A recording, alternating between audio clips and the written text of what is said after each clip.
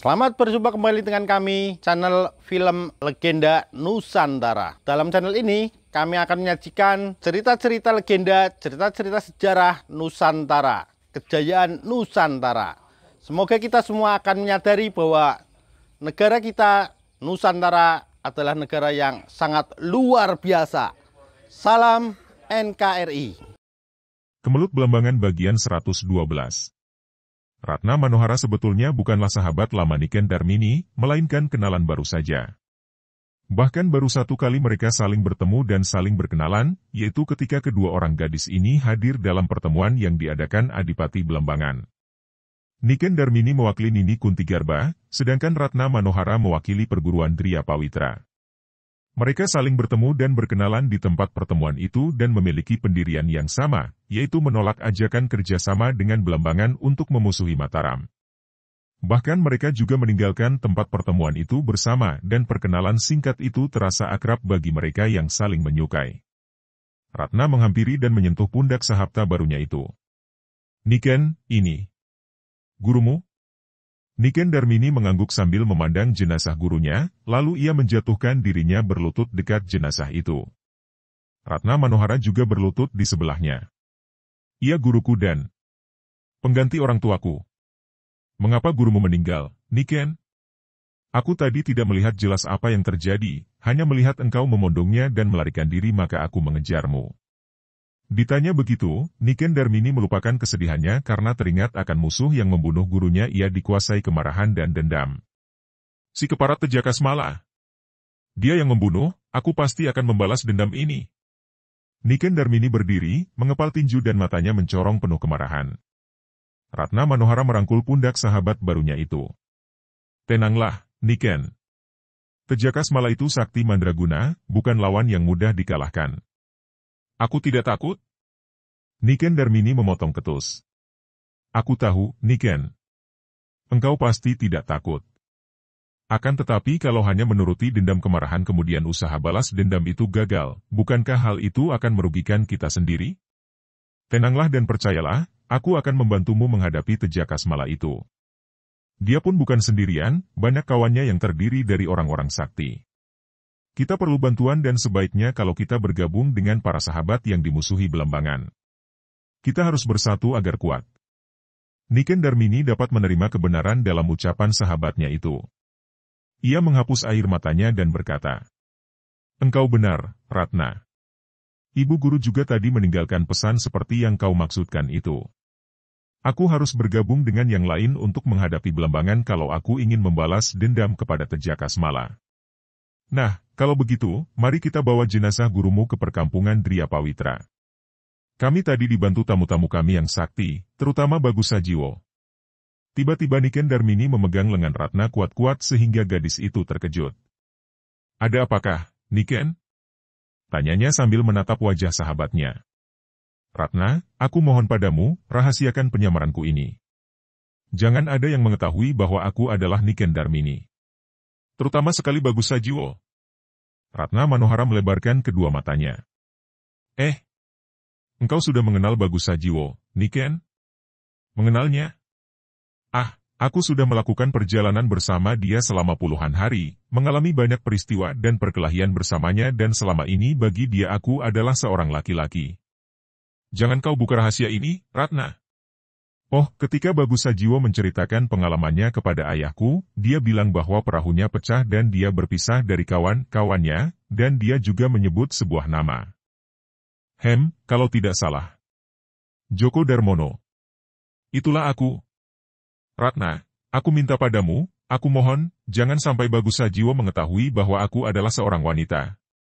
Niken Darmini atau Joko Darmono kini sibuk membereskan pakaian penyamarannya dan Ratna memandang sambil tersenyum. Agaknya ia dapat menduga apa yang bergejolak dalam hati sahabat barunya itu.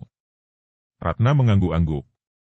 "Baiklah, aku akan menjaga rahasia penyamaranmu itu dari siapapun juga, terutama dari Bagus Sajiwo, Niken." "Hus. Namaku Joko Darmono, Ratna. Belum apa-apa engkau sudah lupa lagi. Sebut aku Joko, begitu?" "Baiklah, Joko. Mari, kita angkat jenazah gurumu dan membawanya ke perkampungan kami untuk dirawat pemakamannya dengan baik." Pada saat itu, terdengar suara banyak orang dan ketika mereka memandang, ternyata rombongan yang datang berlarian adalah Kisarwaguna, Bagus Sajiwo, Tan Sui Hong, dan Sitiong. Joko. Bagus Sajiwo berseru girang ketika dia melihat Djoko Darmono. Kemelut Belambangan karya Ho Ping Hu di http://ceritasilat-novel.blogspot.com by Saiful Bahri Situbondo. Bagus. Djoko Darmono juga berseru. Mereka saling menghampiri dan dengan girang Bagus Sajiwo memegang lengan sahabatnya itu. Joko, aku sungguh girang sekali aku melihat engkau selamat dari gelombang lautan yang dahsyat. Itu. Aku juga girang melihat engkau selamat, Bagus. Kata Djoko Darmono dan suaranya gemetar karena keharuan hatinya.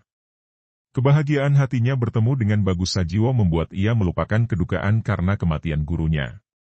Akan tetapi bekas tangisnya masih tampak pada matanya yang kemerahan dan agak membengkak. Joko, engkau kenapa? Engkau menangis? Tanya Bagus Sajiwo. Mendengar pertanyaan ini, Djoko Darmono merasa lehernya seperti dicekik. Teringat lagi dia akan kematian gurunya. Dia membalikkan tubuh dan lari menghampiri lalu berlutut di dekat jenazah gurunya. Ratna Manohara lalu menerangkan kepada Bagus Sajiwo. Djoko Darmono menangisi kematian gurunya. Mendengar ini, Bagus Sajiwo dan Kisarwaguna cepat menghampiri Djoko Darmono yang masih berlutut akan tetapi kini dia menahan diri agar tidak menangis lagi. Joko, aku ikut berbelasungkawa atas kematian gurumu. Kata Bagus Sajiwo sambil berjongkok dekat sahabatnya itu. Joko, kematian adalah bagian tak terpisahkan dari kehidupan, merupakan kelanjutan dari kehidupan dan akan dialami oleh semua orang, tak terkecuali.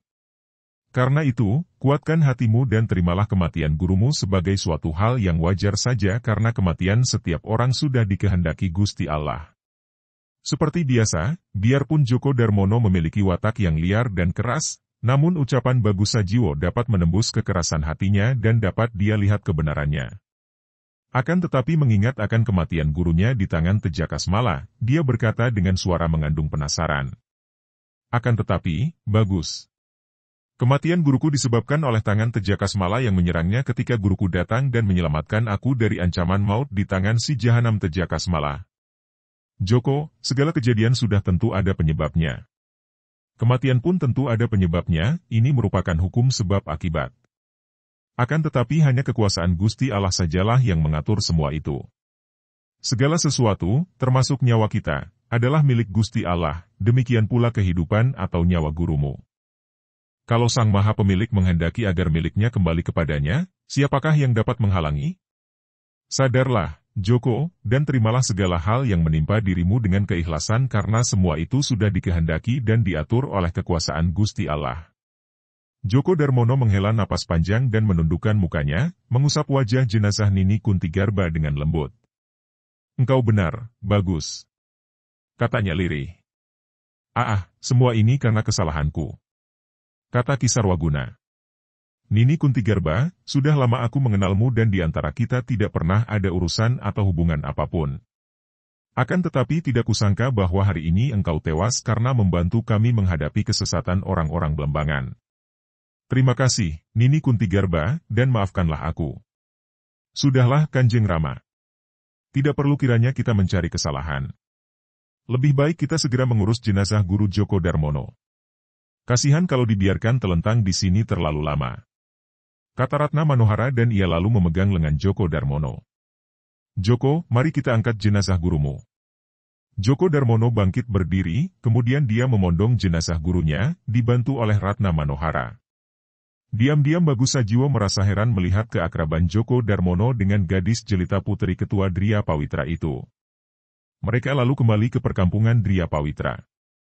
Setelah diadakan penelitian, ternyata perguruan Dria Pawitra kehilangan 7 orang murid pria dan 2 orang murid wanita yang tewas, sedangkan 11 orang murid menderita luka-luka dalam pertempuran itu.